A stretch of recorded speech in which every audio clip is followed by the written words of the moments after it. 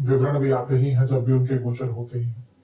लेकिन इन सब में से त्रैमासिक राशिफल एक बहुत विशेष स्थान लेता है, क्योंकि जो व्यक्ति ये समझता है कि ज्योतिष कोई जादू टोना नहीं है, ज्योतिष कोई रातों रात अपने जीवन को बदलने की बात नहीं है, अपितु ग्रहों की ऊर्जा को समझकर उसका अपने जीवन पर क्या प्रभाव पड़ सकता है उसको समझकर अपने जीवन को थोड़ा उससे अलाइन करने की जो कला है वो ज्योतिष है, या फिर कहिए ज्योतिष के द्वारा मार्गदर्शन है। और जो लोग ये समझते हैं कि हाँ ज्योतिष की महत्वता क्या है, उनके लिए त्रैमासिक राशिफल बहुत विशेष होते हैं, क्योंकि इसमें मैं चंद्रमा को छोड़कर बाकी सब ग्रहों का जो गोचर है उसका एक विवरण कर देता हूं कि 3 महीनों में क्या क्या गोचर होगा और उनका क्या क्या प्रभाव हमारे ऊपर प्रतिकूल अनुकूल रूप से पड़ सकता है। और यकीन मानिए जो 3 महीने का कालखंड है, हम वर्ष के अंत की तरफ जा रहे हैं, अक्टूबर नवंबर दिसंबर, लास्ट जो क्वार्टर है साल का, इसमें बहुत बड़े बदलाव हो रहे हैं। अगर अक्टूबर की ही बात करें तो शुक्र का नीच का प्रभाव होगा, गुरु उच्च के हो जाएंगे राशि बदलकर, शनि शुक्र का समसप्तक योग बनेगा, सूर्य नीच के हो जाएंगे। वहीं जब हम नवंबर की तरफ बढ़ेंगे तो वहां पे नीच भंग राजयोग बनेगा कुछ टाइम के लिए सूर्य शुक्र का, बुध वक्री हो जाएंगे, शनि मार्गी हो जाएंगे, वहीं गुरु वक्री हो जाएंगे। नवंबर में बहुत कुछ हो रहा है। और बुध कुछ टाइम के लिए पतित भी हो जाएंगे, यानी कि पिछली राशि में भी गिर जाएंगे। और दिसंबर का महीना गुरु जो थोड़ा टाइम आगे गए थे झांकने के लिए कि भाई कर्क में क्या चल रहा है, वो वापस मिथुन में आ जाएंगे। बुध की भी घर वापसी होगी, वो पतित हो गए थे। दिसंबर के महीने में कुछ ग्रहों की युतियां भी बनेंगी, एक बार 3 ग्रहों की युति और अंत की तरफ 4 ग्रहों की युति। और एक राशि है धनु राशि जो आपका नवम भाव बनता है, वो महीने के साल के अंत में एकदम सुपर एक्टिवेटेड हो जाएगी, क्योंकि उस पर बहुत सारे ग्रहों का प्रभाव रहेगा। तो कुछ विवरण है जो 3 महीने में घटने वाला है। अब इसको मंथ बाय मंथ हम आगे बढ़ाएंगे। यदि आपकी लग्न राशि या चंद्र राशि मेष है, मैं समझा सकता हूं क्योंकि बहुत लोग समझ चुके हैं इस चीज को, लेकिन अब कोई नहीं समझना चाहता या वीडियो का इंट्रो नहीं देखते, तो मैं अलग अलग इंडिविजुअल नहीं समझा सकता। मैं हर बार समझाने का प्रयत्न करता हूं कि अलग अलग राशिफल नहीं बन सकते। कुछ लोग पूछते हैं मेरी ये लग्न राशि से है या चंद्र राशि से है, अलग अलग राशिफल नहीं बन सकते। और ये आपके ऊपर है, आपको कहां से ज्यादा रिलेट करता है। अगर आपकी मेष लग्न राशि है तो भी देख सकते हैं, मेष चंद्र राशि है तो भी देख सकते हैं। मेरे हिसाब से मेरे राशि पर अगर आप अपने लग्न से देखेंगे तो अच्छा है, इनकेस नहीं पता है तो आप चंद्र राशि से देख सकते हैं। लेकिन अलग अलग राशिफल नहीं बन सकते कि कोई बोले कि मेरा मेष लग्न है तो लगना ही है, मेरा मेष चंद्र राशि है तो लगना ही, वो नहीं हो सकता। जहां से आपको रिलेट करता है, सूट करता है, वहां से देखिए। मैं हर बार अपना मत बताता हूँ, लग्न से देखना शुरू कर दीजिए अगर रियली में राशिफल का लाभ उठाना है तो। बाकी आपके ऊपर है। कुछ उपाय भी मैं वीडियो के अंत में अवश्य बताऊंगा जिससे काफी लाभ मिलेगा। शुरू करते हैं अत्यंत महत्वपूर्ण राशिफल का अक्टूबर के महीने के साथ। शुरू करते हैं अक्टूबर के महीने के साथ। अक्टूबर का महीना काफी बदलाव लेकर आएगा। पहला जो बदलाव होगा वो 3 अक्टूबर को होगा, जब बुध राशि बदलकर आपके 7वें घर में आ जाएंगे। यहाँ पे बुध और मंगल की जोड़ी होगी।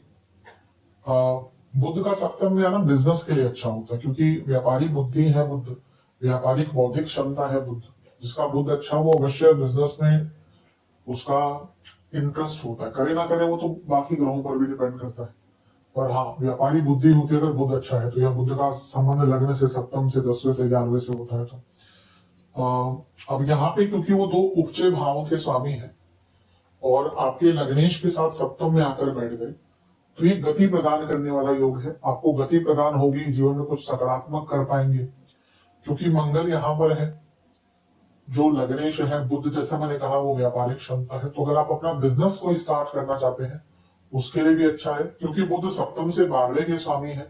यानी कि अपना कोई बिजनेस खत्म करके बेच के कोई नया बिजनेस स्टार्ट करना चाहते हैं। कई बार होता है कि बिजनेस नहीं चल रहा, क्या करें उस केस में।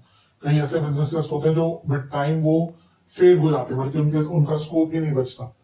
तो अगर अपना कोई बिजनेस बेच के खत्म करके उसको नया बिजनेस स्टार्ट करना चाहते हैं उसके लिए भी बहुत अच्छा योग है। मंगल लग्नेश है, सप्तम में बुध के साथ है। ये एक प्रकार से थोड़ा बहुत रिकॉग्निशन का योग भी बन जाता है। और अगर बिजनेस में कुछ कोर्ट केसेस चल रहे हैं, बिजनेस में कोई लीगल प्रॉब्लम चल रही है, उसको सॉल्व करने के लिए भी बहुत अच्छा है। और अगर आपका डाइवोर्स का प्रकरण चल रहा है और डाइवोर्स का प्रोसेस चल रहा है, वो सॉल्व नहीं हो पा रहा था या उसको आगे बढ़ाना है, उसके लिए भी ये योग बहुत अच्छा है। क्योंकि बुध क्या है, सप्तम से 12वें के स्वामी, अंत मैरिड लाइफ का। और बुध खुद लीगैलिटी, या फिर लीगैलिटी तो नहीं, लेकिन जो लीगल डॉक्यूमेंट्स होते हैं, एडवोकेट्स होते हैं, मतलब जो लिखा पढ़ी के काम आ गए हर जगह पे, तो लीगल एरिया में भी लिखा पढ़ी के काम बहुत होते हैं। और हाँ, क्योंकि आपके लिए खुद छठे घर के स्वामी भी, इसलिए लीगैलिटी आ जाती है। अब ये अच्छा किसके लिए होगा भाई? ऑलरेडी आपका डाइवोर्स केस चल रहा है और आप चाहते हैं कि वो प्रोसेस आराम से सॉल्व हो जाए या आगे बढ़े, अटका हुआ था कहीं पे, उसके लिए अच्छा ही टाइम। लेकिन जिनकी मैरिड लाइफ में प्रॉब्लम्स चल रही थी, उनके लिए बहुत कष्टकारी टाइम हो सकता है। क्योंकि ना फिर यहाँ पे वो टाइम है जब चीजें डाइवोर्स की तरफ बढ़ती हैं। पहली मैंने किसके लिए कहा? जो ऑलरेडी डाइवोर्स के प्रोसेस में जा चुके हैं, भैया अब आगे बढ़ना है, या फिर उनका प्रोसेस कहीं अटक गया था। यहाँ पे उनको बहुत सावधान रहना है, जिनकी प्रॉब्लम बहुत चल रही है, क्योंकि अचानक से चीजें डाइवोर्स की तरफ बढ़ सकती हैं। और यहाँ पे शुक्र केतु भी साथ में है, तो ये मैरिड लाइफ के लिए ऑलरेडी कोई बहुत अच्छा टाइम नहीं दिखा। अगला भी जो गोचर शुक्र का होगा वो नीच के ही हो जाएंगे, तो मैरिड लाइफ के लिए टाइम बहुत खतरनाक है। मंगल भी मंगल दोष बनाकर बैठे हैं, उनका अगला गोचर भी मंगल दोष ही होगा, तो कोई बहुत रिस्पाइट कहीं से नहीं मिल रहा। तो मैरिड लाइफ वालों को बहुत केयरफुल रहना है। और क्योंकि बुध छठे घर के स्वामी है और मंगल अष्टम के स्वामी है, तो 6-8 का जो मिलन है वो आपके सप्तम पर हो रहा है। और 12वें घर के स्वामी गुरु भी देख रहे हैं, तो 6-8-12, यानी कि मैरिड लाइफ के लिए बहुत अनिश्चिततापूर्ण टाइम रहेगा। लेकिन अच्छी चीज ये है कि बुध को गुरु और राहु दोनों देख रहे हैं और वो बुध मंगल के साथ है।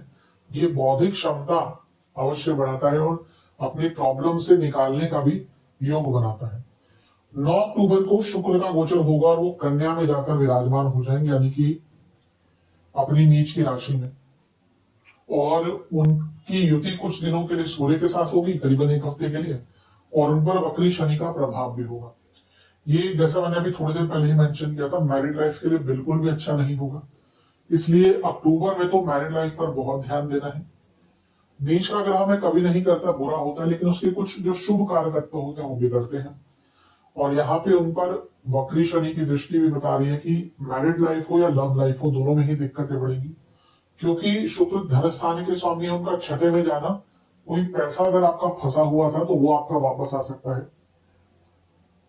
इवन कार्य क्षेत्र में भी कुछ डिलेज आ रहे थे, उनको सॉल्व करने का मौका मिल सकता है। लेकिन सप्तमेश होने के नाते, यानी कि बिजनेस के भाव के स्वामी जब अपने से 12वें में आके नीच के हो गए, यानी कि कुछ खर्चे, कुछ नुकसान और कुछ सरकारी बाधाएं भी आपको तंग कर सकती है। इसलिए थोड़ा सा यहाँ पे शुक्र के गोचर से केयरफुल रहेगा। छठे घर के शुक्र में हमेशा कहता हूं, मेरे हिसाब से one of the worst position है शुक्र की, तो यहाँ पे थोड़ा केयरफुल अवश्य रहना चाहिए। 9 अक्टूबर को हाँ ये गोचर होगा। इसके बाद 17 अक्टूबर को सूर्य का गोचर होगा और सूर्य आ जाएंगे आपके सप्तम भाव में, यानी कि तुला में आ जाएंगे। अब वो भी नीच के हो गए, 2 ग्रह नीच के हुए 1 हफ्ते के अंदर। सूर्य क्योंकि आपके पंचमेश में है, उनका सप्तम में आना और लग्न को देखना मंगल के साथ, बुध के साथ, ये सारे जब लग्न को देखेंगे तो ना बौद्धिक क्षमता, आइडियाज, क्रिएटिविटी बहुत बढ़ेगी। लेकिन सूर्य का नीच का होना सप्तम में पुनः मैरिड लाइफ की तरफ इंडिकेशन अच्छा नहीं है। और बिजनेस में भी कुछ लीगल ट्रबल्स दिखा रहा है। तो अगर आप बिजनेस करते हैं और ऑलरेडी आप लीगल चीजों से उलझ रहे हैं, उनको बहुत केयरफुली हैंडल कीजिएगा। क्योंकि पंचमेश सप्तम में है कि राजयोग बनता है, तो स्टूडेंट्स के लिए बहुत अच्छा है। बुध आदित्य योग भी बना हुआ है और पंचमेश लग्नेश के साथ भी है, तो स्टूडेंट्स के लिए तो बहुत अच्छा है। लेकिन क्योंकि पंचमेश है, सप्तम में नीच के हो गए, जिन लोगों का रिलेशनशिप में क्लैरिटी की कमी होगी। अब कई बार होता है रिलेशनशिप चल रहा है 2 साल से, लेकिन अब आगे फ्यूचर नहीं दिख रहा, तो ऐसे लोग हो सकता है इस गोचर के आसपास, सूर्य के गोचर के आसपास ऐसा कुछ डिसीजन मिले कि हाँ भी आगे कंटिन्यू नहीं कर सकते। कोई प्रॉब्लम नहीं है, but I don't see any future with you, तो वो प्रॉब्लम यहां पर परसिस्ट कर सकती है। पंचमेश का इतने सारे ग्रहों के साथ सप्तम में होना बिजनेस आइडियाज बहुत दिलाएंगे और कहीं ना कहीं ये वो टाइम है जब आप सोशली भी बहुत एक्टिव रहेंगे। लेकिन सप्तम में एक नीच का ग्रह यानी कि सूर्य और सप्तमेश भी नीच के यानी कि शुक्र आपके इमेज पर हानि पहुंच सकती है। आपके गुप्त शत्रु बहुत एक्टिव रहेंगे और घर में चोरी का योग भी बन जाता है। तो इन सब चीजों को लेकर थोड़ा अटेंटिव रहेगा, अपनी इमेज को लेकर और अपनी मैरिड लाइफ को लेकर। ये दो चीजें हैं जो सूर्य के गोचर के बाद कुछ दिन आपको बहुत इसका ध्यान देना है। राहु की दृष्टि भी है सूर्य पर, इसलिए ऐसे आरोप लग सकते हैं जिनसे आपका कोई लेना देना नहीं है, लेकिन आपकी इमेज को बिगाड़ने के लिए ऐसा कार्य क्षेत्र हो, पर्सनल लाइफ हो, सोशल लाइफ हो, किया जाएगा। 18 अक्टूबर को क्या होगा? 18 अक्टूबर को बहुत बड़ी चीज होगी, क्योंकि गुरु कर्क में आ जाएंगे। मैं इस पे पहले बता चुका हूं कि ऐसा नहीं है कि बहुत ऐसा कुछ अलग हो रहा है। गुरु हर साल अतिचारी होते हैं, बस ये है कि इस बार कुछ टाइम के लिए वो आगे जा रहे हैं। वो बहुत ट्रेवल नहीं करेंगे कर्क में, 0 डिग्री कुछ मिनट्स पे ही रहेंगे। लेकिन हाँ, इसका ज्योतिष के प्रभाव हम नहीं निकाल सकते। गणितीय ज्योतिष तो ठीक है, उसके हिसाब से कोई बहुत बड़ी घटना नहीं है, हर साल अतिचारी होते हैं। लेकिन हाँ, प्रभाव तो होगा, क्योंकि एक ग्रह जिसको 2026 के जून में उच्च का होना था, वो 2025 के अक्टूबर में उच्च का हो गया, यानी कि कुछ ना कुछ तो एक्स्ट्रा देने आए हैं। तो चौथे घर में बृहस्पति का आना, प्रॉपर्टी खरीदनी है, वाहन खरीदना है, बहुत सुंदर योग। 12वें घर के स्वामी है, प्रॉपर्टी बेचनी है, नहीं बिक रही थी, यहां से 12वें घर को देख भी रहे अपने ही घर को, प्रॉपर्टी बेचने का बहुत सुंदर योग बन जाता है, क्योंकि वो भाग्येश है और चौथे घर में बैठे हैं।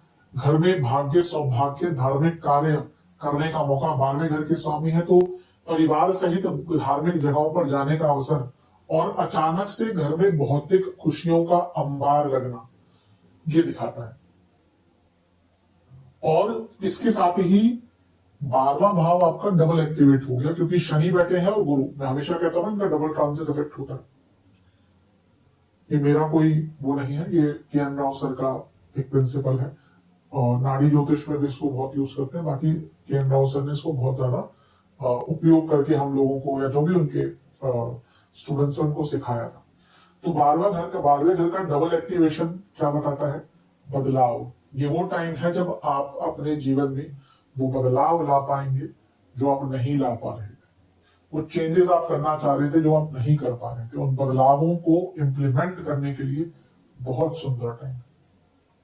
खर्चे अवश्य बढ़ेंगे, जब हम कुछ बदलाव करते हैं तो खर्चे होते ही हैं।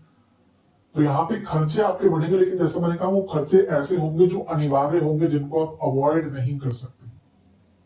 लेकिन एट द सेम टाइम, क्योंकि वो 12वें घर के स्वामी है गुरु, और 12वें घर को देख रहे हैं, यहाँ पे आपके शनि बैठे हैं और वो भी 1 महीने के लिए और वक्री रहेंगे, तो यहाँ पे सेहत का ध्यान देना है। अचानक से सेहत बिगड़ सकती है, अचानक से पैरों के रोग, अचानक से नसों के रोग, अचानक से कोई क्रॉनिक डिजीज ये तंग कर सकते हैं। तो यहाँ पे अपने सेहत को लेकर काफी केयरफुल रहेगा। लेकिन जैसे मैंने कहा, बड़े ट्रांसफॉर्मेशन, बड़े बदलाव, जीवन के चक्रव्यूह को तोड़कर, जीवन के तो नहीं लेकिन समय के चक्रव्यूह को, जो भी आप किसी चीज में फंसे हुए हैं उसको तोड़कर बदलाव करना है, तो सबसे अच्छा टाइम आपका यही है।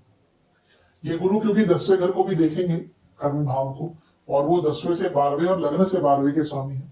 ये जॉब चेंज का योग और विदेश में जॉब प्राप्ति और ट्रांसफर का योग भी बहुत सुंदर बना देते हैं। 24 अक्टूबर को बुध का गोचर होगा और बुध आ जाएंगे आपके अष्टम भाव में, यानी कि वृश्चिक में।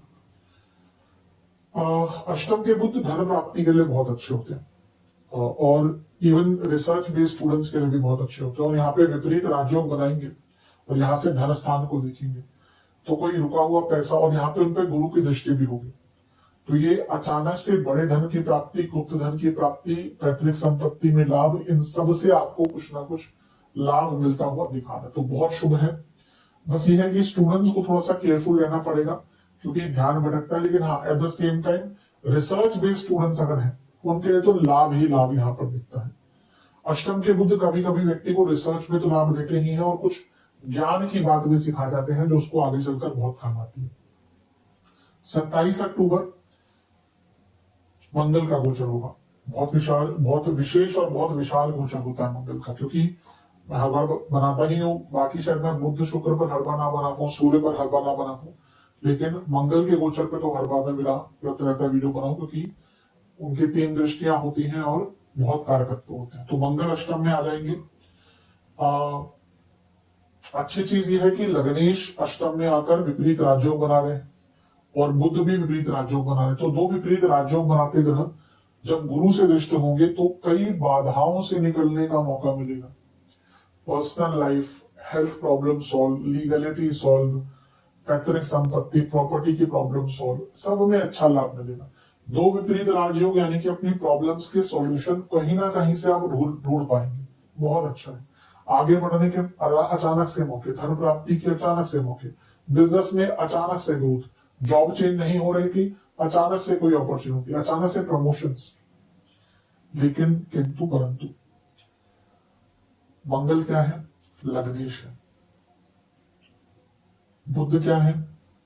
छठे घर के स्वामी है। मंगल साथ में क्या है? अष्टमेश है।